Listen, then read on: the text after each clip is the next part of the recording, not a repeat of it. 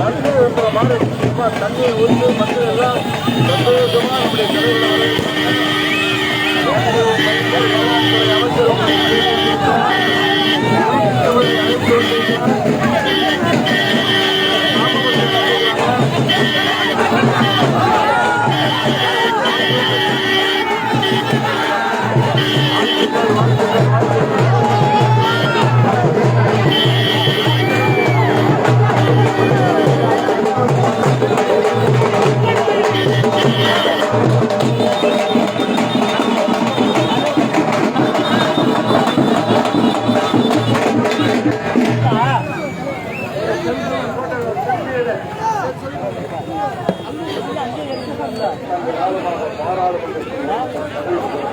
தலைவர்கள் நம்முடைய ஐயனூர்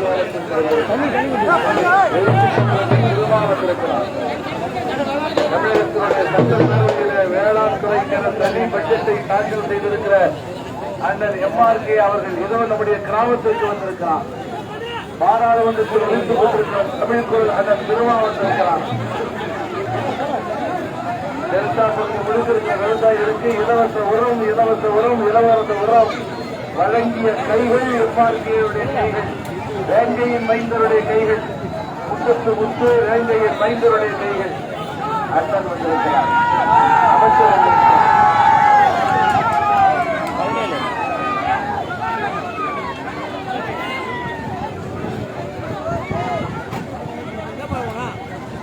ஐயனூர்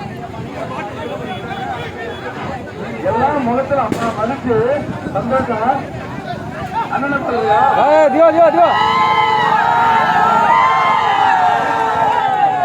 அண்ணனை பார்த்து அவ்வளவு கொண்டு வருவாங்க. நல்லா கருப்பா செம குருப்பா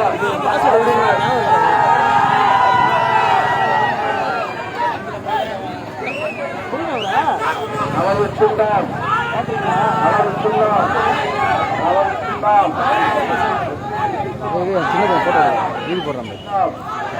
பெருங்காலூர் மக்களின் சின்னம், திருகாலூர் மக்களின் சின்னம், திருகாலூர் மக்களின் சின்னம், பெருங்காலூர் மக்களின் சின்னம். அன்பார்ந்த பெரியவர்களே, தாய்மார்களே, வாக்காளர் பொதுமக்களே, திருகாலூர் இணைப்பு சாலை வேண்டி விண்ணப்பம் கொடுத்திருக்கிறீர்கள். மாண்புமிகு அமைச்சர் அவர்கள் காட்டுமன்னார்குடி தொகுதி முழுவதும் தார் சாலைகளை போட்டு சீர்படுத்தி வருகிறார், செம்மைப்படுத்தி வருகிறார், இந்த தொகுதியை மேம்படுத்தி வருகிறார். அப்படிப்பட்ட நிலையில் உங்கள் கோரிக்கையை ஏற்று மாண்புமிகு அமைச்சர் அவர்கள் நிச்சயமாக இந்த இணைப்பு சாலையை நமக்கு உருவாக்கி தருவார் என்கிற நம்பிக்கை உள்ளது. அண்ணன் அவர்கள் இணைப்பு சாலைக்கு நீங்கள் வழங்கிய மனுவை அண்ணன் அவர்களின் கவனத்திற்கு கொடுத்திருக்கிறேன்.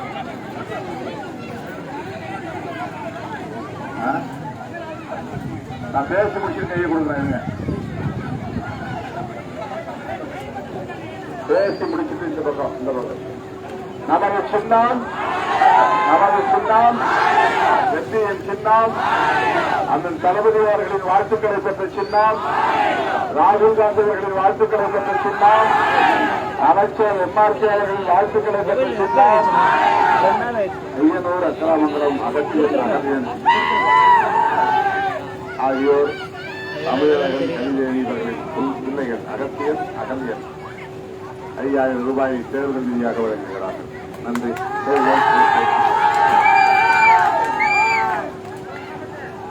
இந்த தேர்தல் மிகவும் நெருக்கடியான ஒரு சூழலில், நாட்டுக்கு நெருக்கடியான ஒரு சூழலில் நடைபெறுகிறது.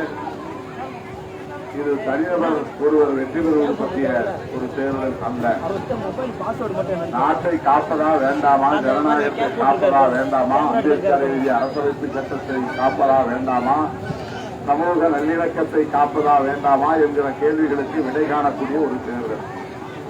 10 ஆண்டு காலம் ஆட்சியில் இருந்த மோடி இவை அனைத்தையும் சீர்குலைத்து விட்டார், சீர்கெடுத்து விட்டார். ஆகவேதான் ராகுல் காந்தி கன்னியாகுமரியிலிருந்து காஷ்மீர் வரை நடந்தே போனார், மணிப்பூரில் இருந்து மகாராஷ்டிரா வரை நடந்தார். அதை தொடங்கி வைத்தவர் தமிழ்நாடு முதல்வர் மாண்புமிகு அண்ணன் தளபதி ஸ்டாலின் அவர்கள். மீண்டும் மோடி ஆட்சிக்கு வரக்கூடாது என்பதுதான் நம்முடைய அண்ணன் தலைவர் ஸ்டாலின் அவர்களின் இந்த யுத்தத்திற்கு காரணம். ஏன் மோடி ஆட்சிக்கு வரக்கூடாது? தம்பி கொஞ்சம் அமைதியா இருங்க. மீண்டும் மோடி ஆட்சிக்கு வந்தால் ஒரே நாடு, ஒரே கட்சி, ஒரே ஆட்சி, இதுதான் மோடியுடைய விருப்பம். அதாவது தமிழ்நாடு மாநிலம் இருக்கக்கூடாது, ஆந்திரா இருக்கக்கூடாது, அப்படியே இருந்தாலும் மாநில கட்சிகள் இருக்கக்கூடாது. மாநில கட்சிகள் இருந்தா இப்ப பாருங்க அவங்களால தமிழ்நாட்டுக்குள்ள ஒண்ணுமே பண்ண முடியல. இங்க திமுக, அதிமுக போன்ற கட்சிகள் தான் இங்க வலுவாரு. பிஜேபியால இங்க ஒண்ணும் பண்ண முடியல.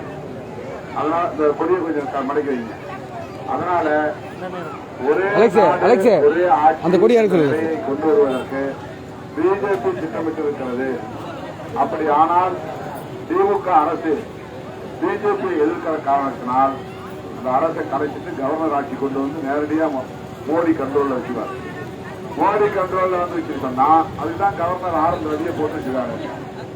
ஒரு சின்ன சின்ன மசோதாவை கூட கையெழுத்து போட மாட்டேங்கிறார். பொன்முடி அவர் வழக்கு ஒன்று இல்லது வந்த பிறகு மந்திரி ஆகணும், கையெழுத்து அவர் பதவியேற்று நடத்தணும். ஆனா முடியாதுன்னு போறார் மோடி சொல்றதுனால கேட்டுட்டு. இப்ப மோடி கட்சிக்கு நிக்குது, அவங்க இங்க வேட்பாளரா நிக்கிறாங்க. நேற்று நான் தங்கியிருக்கிற ஊர்ல சிதம்பரம் பக்கத்துல நல்லூர் ஊர்ல நம்ம கட்சிக்கார தம்பி வீட்டை தங்கியிருந்தேன். திடீர்னு ஒரு 5-6 பேர் நாங்க இன்கம் டாக்ஸ் டிபார்ட்மெண்ட், அதாவது வருமான வரித்துறையை சார்ந்தவங்க, இங்க பணம் வச்சிருக்கீங்களா தேர்தல் இருக்கிறதுக்கு அப்படின்னு அந்த வீடு வீடா போய் அவங்க ரூமா மேல ஒரு மாடி கட்டிருக்கோம், கீழே ஒரு வீடு இருக்கு. அந்த வீட்டுல எல்லா ரூமையும் திறந்து பார்த்து, பாத்ரூமை திறந்து பார்த்து, கட்டில் கடியை திறந்து பார்த்துட்டு, அதாவது நான் கோடி கோடியா பணத்தை கொண்டாந்து வச்சுட்டு செலவு பண்ணலாம். மக்கள்கிட்ட வசூல் பண்ணி நம்ம செலவு பண்ணிட்டு இருக்கோம். சுந்தரிக்கெல்லாம் நம்முடைய தோழர்கள் அடிச்சு சொல்லி கொடுக்குறாங்க. ஆனா நம்மளை பயமுறுத்துறாங்க. பாருங்க இவங்க எல்லாம் காசு வச்சுக்கிட்டு செலவு பண்றாங்க அப்படின்னு இந்த தேர்தலை ரத்து பண்றதுக்கு முயற்சி பண்றாங்க. நாம ஜெயிச்சிருவோங்கிறதுனால. அப்படிப்பட்ட ஒரு மோசமான ஆட்சி இதுவரை நம்ம இத்தனை தேர்தல் நின்றுக்கோம், இதுவரை அப்படி நடந்ததே கிடையாது. வருமான வரித்துறை ரைட் பண்ணதே கிடையாது. மோடி ஆட்சி மிகவும் மோசமான ஆட்சி, ஒரு நாசகார ஆட்சி. அந்த ஆட்சி நீடிக்க கூடாது. அந்த ஆட்சி நீடித்தால் மீண்டும் மோடி பிரதமரானால் ரேஷன் கடைகள் அந்த அவங்க கட்சி கொள்கையை ஏன் மக்களுக்கு இலவசமா அரிசி கொடுக்கணும், ஏன் மலிவான விலையில நீங்க பொருள் கொடுக்கணும், இதனால அரசாங்கத்துக்கு நஷ்டம் கொடுக்கக்கூடாது. இதுதான் அவங்க கொள்கை. அதே மாதிரி 100 நாள் வேலை, அது காங்கிரஸ் காலத்தில் கொடுத்தாங்க. மன்மோகன் சிங் இருந்தப்போ காந்தி பேர் அந்த திட்டம் இருக்கு. அந்த திட்டத்தை மெல்ல மெல்ல அழிச்சுட்டு வராது மோடி. இப்பதான் உங்களுக்கு 100 நாள் கிடைக்குதா வேற, அல்லது 50 நாளாக கிடைக்குதா? அதுக்கு காரணம் மோடி பண்டு கொடுக்க மாட்டேங்கிற. இந்தியா பூரா, தமிழ்நாடு மட்டும் இல்ல, இந்தியா பூரா இந்த திட்டத்தை ஒழிக்க பாக்குறாரு. வேணுன்னே ஒழிக்க பாக்குறாங்க, கொடுக்க கூடாதுன்றாங்க. அடுத்து இடஒதுக்கீடு கொள்கை, நம்ம கல்வி, வேலை வாய்ப்பு, இதுக்கெல்லாம் அந்த ரிசர்வேஷன் இருக்கிறதுனாலதான் கொஞ்சம் மேல வர முடியும். ஆனா அந்த இடஒதுக்கீடு கொள்கை கூடாதுங்கிறதா பிஜேபி கொள்கை. நான் ஏன் பிஜேபி எதிர்க்கணும், எதுக்குற அந்த தளபதி அவர்களின் கருத்தை கைப்பற்றி இருக்கணும்? அதுக்கு ஒரே காரணம், அந்த பிஜேபி ஆட்சி தடுக்கிற வலிமை திமுக தலைவருக்கும் ராகுல் காந்திக்கும் இருப்பதனால்தான் அவர்களோடு நாம் கைகோர்க்கிறோம். புரட்சியாளர் அம்பேத்கர் எழுதிய அரசமைப்பு சட்டத்தையே தூக்கி எறியக்கூடிய ஒரு கும்பல் தான் மோடி கும்பல், பிஜேபி கும்பல். இந்த தாமரத்தின் இருக்காங்க, ஆபத்தான ஒரு கட்சி, ஆபத்தான ஒரு தமிழ்நாட்டுக்குள்ள அங்க வந்துட்டாங்கன்னா தினம் சாதி சட்டம் மத சண்டை தான் நடக்கும். தினம் சாதி சட்டம் மத சண்டை தான் நடக்கும். அதான் தூக்கி விடுவாங்க. வட இந்தியா முழுக்க அப்படிதான் அடிக்கிறாங்க. மாட்டுக்கறி திங்கக்கூடாது, வீட்டுக்குள்ள போய் அவன் ஆட்டுக்கறி சமைச்சு வச்சிருக்கிறான். நீ மாட்டுக்கறி தான் சமைச்சா அடிச்சே கொண்டுட்டாங்க. பசு மாட்டை கொல்லக்கூடாதான், அதனால அடிச்சு கொள்றாங்களாம். அவ்வளவு மோசமான, அவன் விரும்புறதை அவன் சாப்பிடலாம். அதாவது சுதந்திரம். சீனாக்காரன் பாம்பு கறியை சாப்பிடலான்றாங்க. அதுக்கு போய் அவங்களை அடிக்க முடியுமா? இவங்க பசுமாட்டை அந்த கண்டுகுட்டியை ஓரம் கட்டி விட்டு பாலை கரைஞ்சிக்கிறது குடிச்சிட்டு இருக்காங்க. அது கண்டுகுட்டியை ஏமாத்துறது பாவமா, அதிகமான சாவு போற மாட்டை கையை கட்டுறது பாவமா? எது பாவம் சொல்லுங்க? ஒரு குழந்தை பால் குடிக்கணும், அந்த குழந்தைக்கு பால் கொடுக்க முடியாதுன்னா அது பெரிய துரோகம் இல்லையா? அந்த மாதிரி கண்டுகுட்டி பால் குடிக்கிறத தடுத்துட்டு பாலை உறிஞ்சி குடிக்கிறவங்க பசுமாட்டை அடிக்க கூடாது, கொல்லக்கூடாதுன்னு சொல்லிட்டு மக்களை கொள்றாங்க. அவ்வளவு மோசமான ஒரு அரசியல் பண்ணக்கூடிய கட்சி. அதனால்தான் அண்ணன் தளபதி அதை எதிர்த்து நிற்கிறார். அதனால்தான் ராகுல் காந்தி எதிர்த்து நிற்கிறார். அதனால்தான் கம்யூனிஸ்ட் கட்சிகள் எதிர்த்து நிற்கின்றன. அதனால்தான் மதிமுக எதிர்க்கிறது. அதனால்தான் விடுதலை சிறுத்தைகள் கட்சியும் இருக்கிறோம். எனவே இந்த தேர்தல் யாரு எம்பிங்கிறது அல்ல. இந்த தேர்தல் இந்த நாட்டை காப்பதா வேண்டாமா, அரசமைப்பு சட்டத்தை காப்பதா வேண்டாமா, மோடியை வீட்டுக்கு அனுப்புவதா வேண்டாமா என்பதுதான் இந்த தேர்தல். எனவே இவ்வளவு நாட்கள் நீங்கள் ஓட்டு போட்டது எவ்வளவு முக்கியமோ அதை விட 1000 மடங்கு முக்கியத்துவம் வாய்ந்தது இந்த தேர்தல். கலைஞர் உரிமை தொகையை தர்றாரு அண்ணன் தளபதி ஸ்டாலின் அவர்கள். பெண்களுக்கு 1,16,00,000 பேர் பயன்படுறாங்க. இன்னும் ஒரு சில பெண்களுக்கு கிடைக்கிறது 40 லட்சம் பேர் விண்ணப்பம் போட்டு வச்சிருக்காங்க. இதை பரிசீலனை பண்ணிட்டு இருக்காரு அண்ணன். எல்லாருக்கும் கிடைக்கணும் கொடுக்கணுங்கிறது அவருடைய முயற்சி. இவன் ஒரே நாடு ஒரே ஆட்சி கொண்டு வந்தான்னா இங்க கவர்னர் ஆட்சி தான் வரும். கவர்னர் ஆட்சி வந்தா அந்த உரிமை தொகை நின்று போயிடும், பஸ் இலவச பயணம் நின்று போயிடும். எனவே உங்கள் பொன்னான வாக்குகளை, முத்தான வாக்குகளை அண்ணன் தளபதியின் கரத்தை வலுப்படுத்த, ராகுல் காந்தியின் கரத்தை வலுப்படுத்த உங்கள் பொன்னான வாக்குகளை பானை சின்னத்திலே முத்திரையிட வேண்டும். இந்த முறை நீங்க சிதம்பரத்திலும் விழுப்புரத்திலும் வெற்றி பெற்றுவிட்டால் போன முறை 3000 ஓட்டு ஜெயிச்சோம்.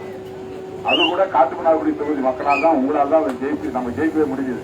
அதுக்காக நான் எப்போதும் புவனகிரி தொகுதி, அதற்காக நான் புவனகிரி மக்களும் நிறைய வாக்களித்திருக்கிறீர்கள். போன முறை கொஞ்சம் குறைஞ்சு போச்சு, எப்பவுமே கூடுதலா இருக்கும். போன முறை குறைஞ்சு போச்சு 2000 ஓட்டு. அந்த நிலை வரக்கூடாது.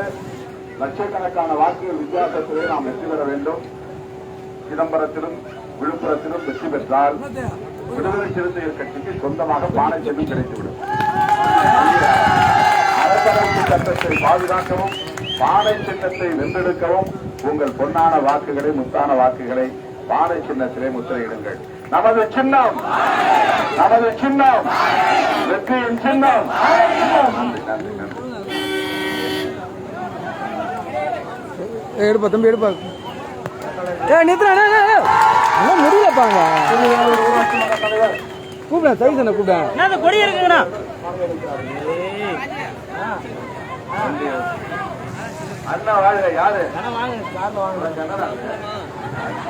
கையெல்லாம் கொடுக்குறாரு, அப்படியே லைட்டா மூவ் பண்ண சார். பொறுமையா